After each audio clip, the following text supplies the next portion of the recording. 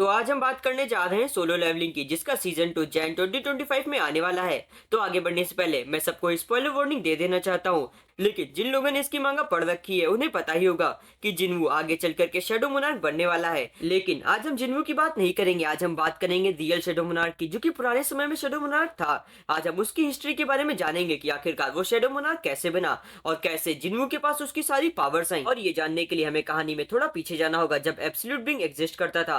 और absolute being को आप गॉड भी कह सकते हैं या क्रिएटर कह सकते हैं, इसी ने सारी चीजों को बनाया है। एब्सोल्यूट बीइंग ने लाइट को अलग करके मैसेंजर ऑफ गॉड को क्रिएट किया और उसने डार्कनेस को स्प्लिट करके 8 मोनार्क को क्रिएट किया, जिनका काम था चारों तरफ तबाही मचाना और चारों तरफ डिस्ट्रक्शन को फैलाना। और जब मैसेंजर्स हेल्प के लिए गॉड के पास गए, तब उन्हें पता चला कि मोनार्क और गॉड के बीच का वॉर बस गॉड के लिए एंटरटेनमेंट के अलावा और कुछ नहीं था।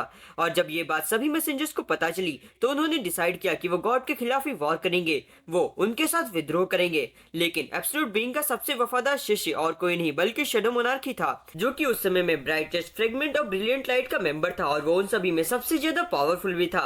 और सिर्फ वही था जो कि एब्सोल्यूट बीइंग के खिलाफ नहीं गया और उसने बाकी सभी को अपनी जान की बाजी लगा करके हराया भी। लेकिन उन सभी की मात्रा इतनी ज्यादा थी कि उन सभी लोगों ने मिलकर के इसे ओवर पावर कर दिया। और जब वो अपनी ब्रिंक ऑफ डेथ पे था, तभी उसके अंदर एक नई पावर अवेकन हुई, जो कि इतनी ज्यादा पावरफुल थी, जिसको देख करके सभी लोगों की रूह कांप गई। और ये पावर और किसी ने नहीं बल्कि एब्सोल्यूट बीइंग ने उसे दी थी, खुद के प्रति लॉयल्टी देखते हुए। और इस पावर की मदद से वो किसी भी मरे हुए सोल्जर को अपनी आर्मी में शामिल कर सकता था, और उसने ऐसा किया भी। और जब वो अपने न्यू पावर के साथ एब्सोल्यूट बीइंग के पास गया, तब तक बहुत देर हो चुकी थी। सभी लोगों ने मिलकर के ऑलरेडी एब्सोल्यूट बीइंग को मार दिया था।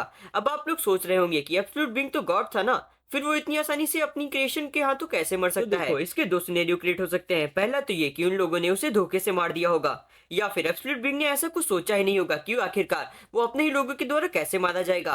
और दूसरा ये हो सकता है कि एब्सोल्यूट बीइंग बस एक क्रिएटर है, जो कि चीजों को क्रिएट कर सकता है, भले वो कितनी भी पावरफुल क्यों ना हो। और उस समय वो ऐसी कोई भी चीज को क्रिएट नहीं कर पाया जो उसको डिफेंड कर सके, उसको उसकी फाइट में एक अच्छा एडवांटेज दे सके। और इसी का फायदा उठा करके सभी मैसेंजर्स ने मिल करके उनको जान से मार दिया। और एब्सोल्यूट बीइंग की पोजीशन हथियाने के बाद में वो खुद को रूलर्स बुलाने लगे, जिसके बाद में वो एक एक करके सभी मोनार्क के पीछे गए उन सभी को मारने के लिए। जबकि एशबॉर्न, जो कि रूलर्स पे पहले से ही काफी ज्यादा गुस्सा था, क्योंकि उन सभी लोगों ने मिलकर के उसके मास्टर को जान से मार दिया था, इसीलिए उसने डिसाइड किया कि वो अब मोनार्क के साथ में रहेगा और वो मोनार्क की साइड से फाइट करेगा। लेकिन उसकी पावर इतनी ज्यादा थी कि मोनार्क भी उसकी पावर से डर रहे थे।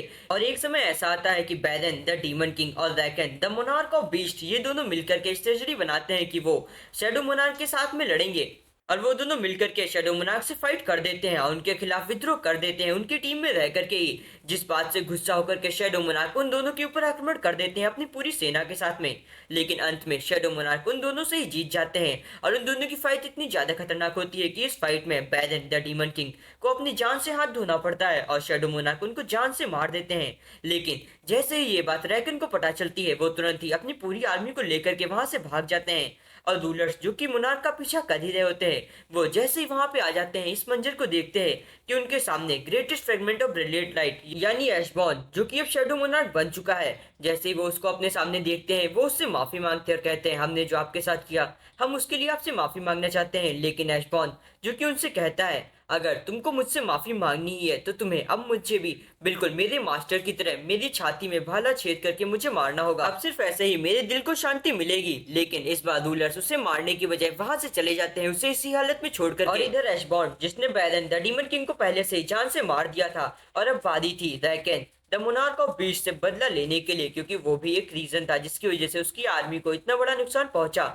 इसीलिए वो अपनी बॉडी को रिकवर करने के लिए और अपनी आर्मी को पूरी तरह से रिकवर करने के लिए डायमेंशन के बीच गैप में छिप जाता है, जिससे वो अपनी आर्मी को दोबारा से रिबिल्ड कर सके।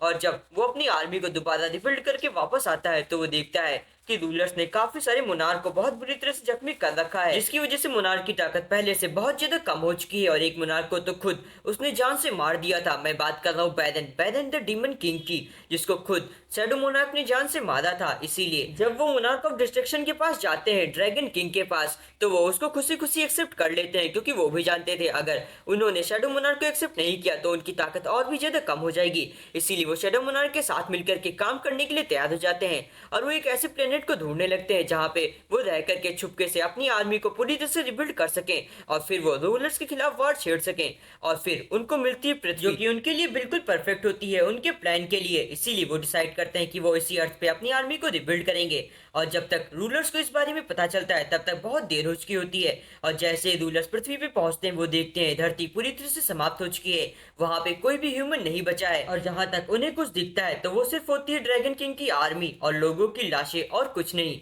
और वो पृथ्वी को बचाने के लिए एक वेपन का यूज करते हैं जो कि एब्सोल्यूट बीइंग ने बनाया होता है, जो कि होता है कप ऑफ रिइंकार्नेशन, जिसके पास पावर होती है कि वो टाइम में पीछे जा सकता है। इसीलिए वो कप ऑफ रिइंकार्नेशन का यूज करते हैं जिससे वो समय में 10 साल पीछे जाते हैं और फिर से दोबारा चीजें सही करने का कोशिश करते हैं। लेकिन वो भले ही क्यों ना कितनी बार भी कप ऑफ रिइंकार्नेशन का यूज क्यों ना कर लें, वो हर बार वो मोनार्क से हार जाते हैं। मोनार्क हर बार कुछ ना कुछ बेटर प्लान बना करके रूलर्स को हरा देते हैं। और फिर एक समय ऐसा आता है जब कप ऑफ रिइंकार्नेशन की सारी पावर, सारा माना खत्म हो जाता है और अब रूलर्स कप ऑफ रिइंकार्नेशन का यूज नहीं कर पाते हैं। और इधर हमें बताया जाता है कि ऐशबॉर्न और ड्रैगन किंग दोनों को ही अपना वेसल्स नहीं मिले होते हैं, क्योंकि ये लोग इतने ज्यादा पावरफुल होते हैं, उनको कोई ऐसा वेसल मिल ही नहीं रहा होता है कि वो लोग जिसके अंदर अपनी सारी की सारी पावर्स को ट्रांसफर कर सकें। अब आप लोग सोच रहे होंगे आखिरकार ये लोग वेसल की तलाश क्यों कर रहे हैं, तो मैं बताता हूँ। क्योंकि मोनार्क और जितने भी रूलर्स हैं ये सभी एक सेलेस्टियल बीइंग है, इनके पास किसी भी तरह की फिजिकल बॉडी नहीं होती है, जिसकी वजह से ये लोग डायरेक्टली अर्थ पे नहीं आ सकते हैं। इसीलिए ये लोग एक होस्ट की तलाश कर रहे हैं जिसके अंदर ये अपनी सारी शक्तियां और सारी इमोशंस सब कुछ डाल सके और डार्कनेस की बजाय अर्थ को अपना नया घर बना सकें। और फिर एंट्री होती है आर्किटेक्ट की, जो कि एक मेज होता है किंग्स की जगह पे, जो कि ऐशबॉर्न के पास आता है और वो कहता है कि हम आपके लिए एक वेसल ढूंढेंगे जो कि आपकी शक्तियों को पूरी तरह से कंज्यूम कर सके और आपकी तरह एक अच्छा मोनार्क बन सके। लेकिन बदले में वो अमरता का वरदान मांगता है शैडो मोनार्क से और शैडो मोनार्क इसके लिए मान भी जाते हैं। जिसके बाद में आर्किटेक्ट चारों तरफ उनके लिए एक परफेक्ट वेसल को ढूंढने लगता है। उससे मिलता है जिन्वू, जो कि लगातार डेथ के करीब होता है, वो लगातार मौत के करीब होता है, लेकिन हर बार कुछ न कुछ करके वो मौत को छू करके टक से वापस आ जाता है। इसीलिए वो डिसाइड करता है कि यही है परफेक्ट वेसल जो कि शैडो मोनार्क के लिए बन सकता है। और फिर वो एक ऐसे मैकेनिज्म या एक सिस्टम को बनाता है जो कि धीरे धीरे करके जिन्वू के अंदर शैडो मोनार्क की धीरे धीरे करके सभी एबिलिटीज को अडॉप्ट करने लगता है और इस तरह से बनता है जिन्वू, फ्यूचर का शैडो मोनार्क, जो कि आप आने वाली सीरीज में देखने वाले हैं। और अगर आपको हमारे चैनल पे इसी तरह की और भी वीडियोस देखनी है तो आप लोग मुझे कमेंट सेक्शन में बता सकते हैं आपको किस टॉपिक पे वीडियो चाहिए, या आपको वर्सेस बैटल भी करानी है तो आप लोग मुझे इसके बारे में भी बता सकते हैं।